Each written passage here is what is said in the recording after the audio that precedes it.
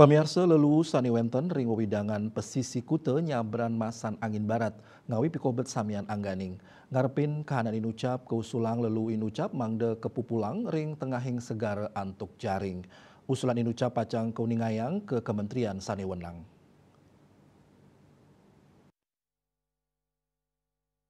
Mau pulang lalu ring tengahing segara kausulang oleh Ketua Gabungan Industri Pariwisata Indonesia GIPI Bali, Ide Bagus Agung Parta Adnyana dawag acara rembuk sane kemargiang sareng Kementerian Pariwisata Kemenpar Rahina Warespati 6 Desember lintang.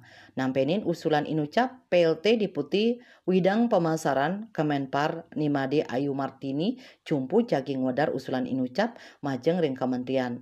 Martini nguningayang usaha ngarepin lelu saking segara ring pasisi kute becik kemargiang. Napi malih ring makudang-kudang negara tiosan usaha inucap sampun kemargiang antuk ngawigunayang kapal wiadin jaring.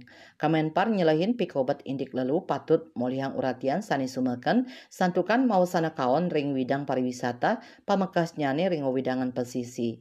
Nyangre panguntat warsa puniki Kepala Dinas Pariwisata Bali Cok Bagus Pamayun nguningayang usaha sane pacang kemargiang emangkinan inggih punika panincapan parikrama mereresik ring widangan pasisi kute.